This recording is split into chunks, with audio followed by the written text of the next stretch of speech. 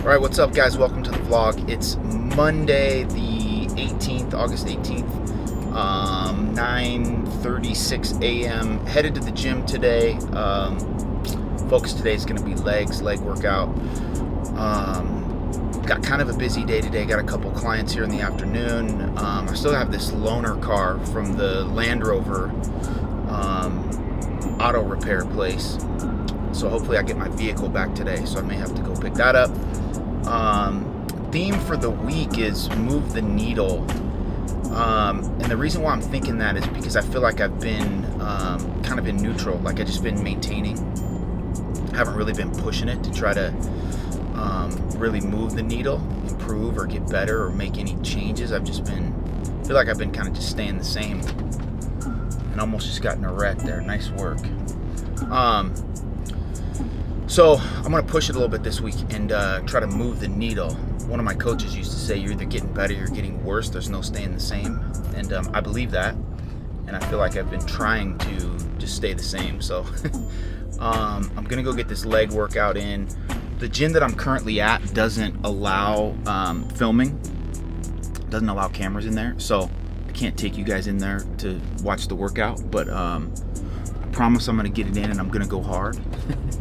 And I'll see you when I'm done. All right.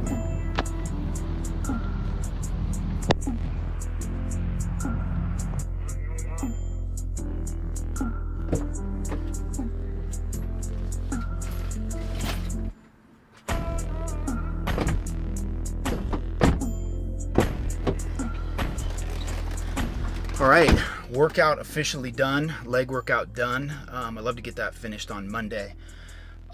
Workout today, I did dumbbell split squats with 50-pound dumbbells, 4 sets of 8 on each leg. Then I did Smith machine squats, 4 sets up to 275, finished with 275 for 10. Then we did kettlebell single leg RDLs, 4 sets of 8 on each leg. Standing hamstring curls, 4 sets of 10 on each leg. 4 sets of 10 leg extensions, and then 3 sets of 10 box jumps onto a 24-inch box, just to try to keep some explosion, keep some flexibility in the Achilles. You get a little bit older and you want to try to protect the Achilles from getting stiff and brittle. So workout's done. Now we're gonna go to Clean Eats over here in Meridian, grab a couple meals for the next couple days.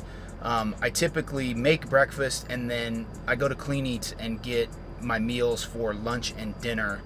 I try to do that every couple days just so they stay fresh. But they're great.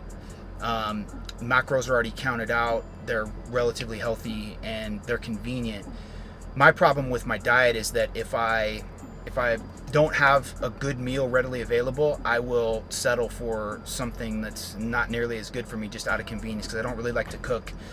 I don't enjoy that, and so I'm prone to stop and grab a burger or Taco Bell or something like that. So Clean Eats keeps me on track. So we'll go do that, and then I'll check back with you guys in a little bit. All right, here's the quick haul from Clean Eats. We have smokehouse brisket casserole. I don't know if that's gonna let you see that or not. We have keto meat lovers pizza bowl. We have Nashville hot chicken pasta. This one's fire. I've had this before. And Big Mac bowl. This one's fire too. So these take about 20 minutes in the oven to heat up, and really good. Macros are already relatively dialed. Again, just helps me stay on track. More convenient for me because I don't like to cook, and helps me avoid going and getting fast food stuff. So I'm gonna put one of these in the oven and then circle back.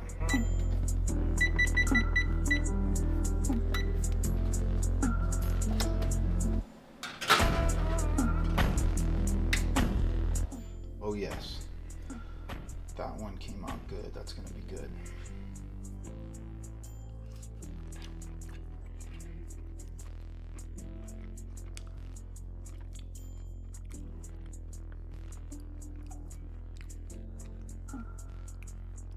All right, so I just finished up a couple coaching calls inside my leadership development group, and the theme of the calls today was decision making. And what I like to talk about when it comes to decision making is a bias for action. We have to have a bias for action. In other words, we have to do something. I always think about this old Teddy Roosevelt quote that says, in the moment of any decision, the best thing you can do is the right thing. The next best thing you can do is the wrong thing. And the worst thing you can do is nothing. And it's such a great reminder that no decision is a decision. And if we want to continue to move forward and progress and advance, we have to make a decision. And this pertains to executives and people in leadership, like the ones in my leadership development group, and anybody in everyday life. Decisions that we make, big or small, we have to understand that you're never going to have 100% clarity. You're never going to know for sure that you're making the right decision until after you make it, and then you get the feedback. Again, big or small. So we can't get hung up on needing or wanting to have 100% clarity. You got to be comfortable getting 65, maybe 70% clarity and certainty. And then you make the decision, and that other 30% isn't revealed until after you make it and you get the feedback. One of the things that helps with that is to increase your tolerance for ambiguity. And the tolerance for ambiguity is just your ability to deal with uncertainty and lack of clarity. And again, given that any decision that we make, you're never going to know for sure. You're going to have that 35, 30, 25% of ambiguity or uncertainty. We got to increase our ability to operate in that ambiguity and that uncertainty, just knowing that we have to make the decision in order to get the feedback to tell us whether or not it was the right decision. And here's the thing. If it turns out that it wasn't the best decision or the right decision, just make a new decision and pivot, course correct, or do a full 180. Very few decisions in life and leadership at the highest levels are what Amazon calls one-way doors, where you make that decision, that door closes behind you, and there's no going back. Every other decision, most decisions in life are two-way doors, meaning you walk in that room, you're like, not the right decision, wasn't the right room. We walk right back out, or we pivot, we amend, we course correct with a new decision. And so, again, that theme of bias for action. Think about that in your daily life. If you struggle with decisions, or you waffle, or you get that analysis paralysis, if that's what they call that, where you just struggle making a decision, lean into that tolerance for ambiguity. Understand that you're never going to know for sure. Make the best decision that you can in the moment. Get the feedback, and then course correct or pivot if you need to. So, like I said, just wrapped up those calls. Got a couple errands to run here. I'm not going to be able to get my car today, which is kind of frustrating. But so we'll have the loaner car for another day. And but I'm going to go to the Tesla dealership because I'm looking at a new Model Y.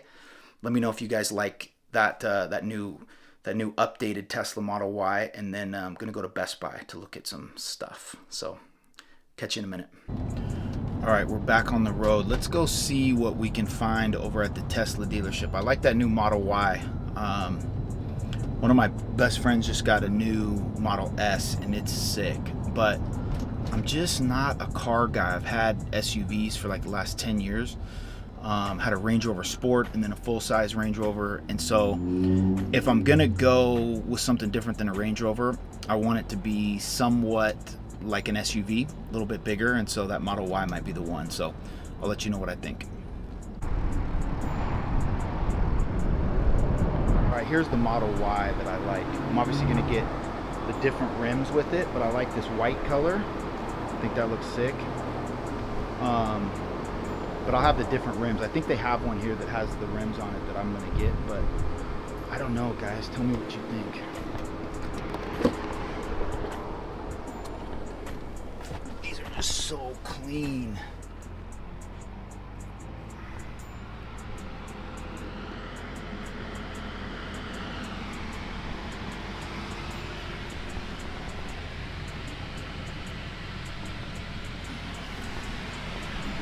I'm having a hard time with this one.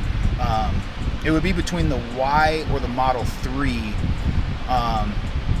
The Model 3 is just too small. Like I said, I want to stay out of a car.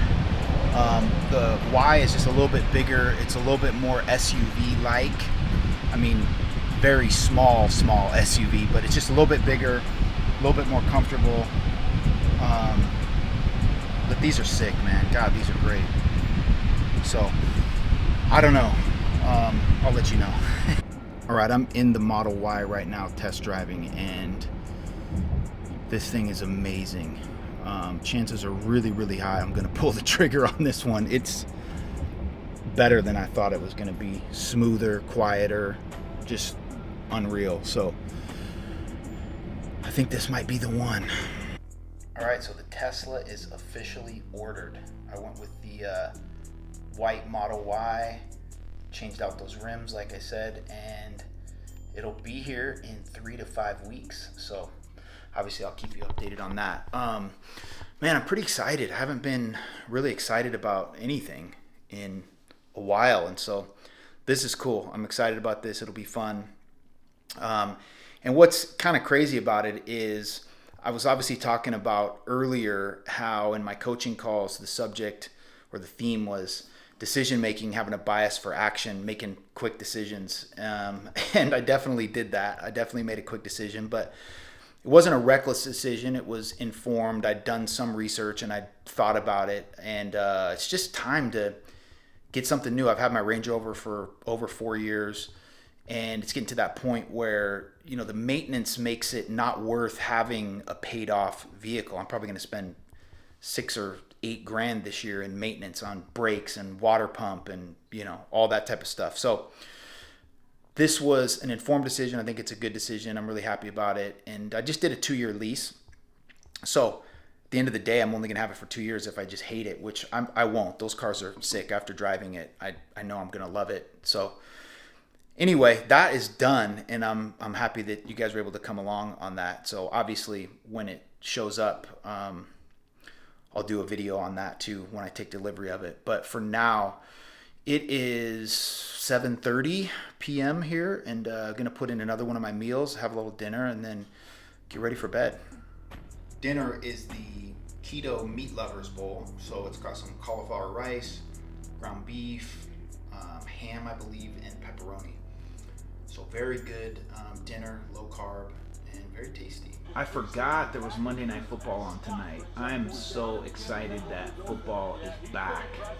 I can't even tell you. Even though it's preseason, it's still football. And football fans, I know everybody's rejoicing that the season is right around the corner. We made it through the long purgatory of summer without football. So here we go.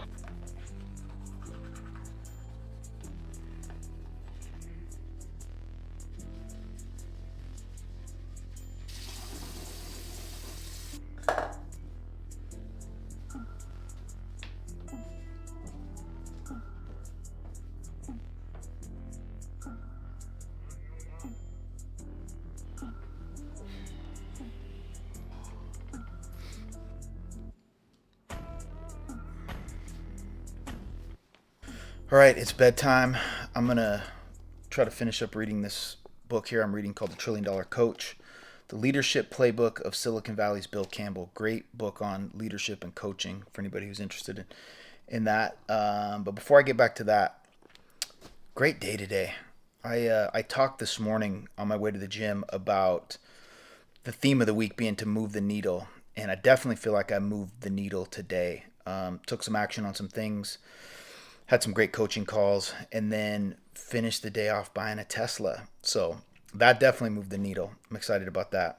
So good way to start the week. Good Monday, and we'll just keep that going through the rest of the week. I'll see you guys on the next vlog. Later.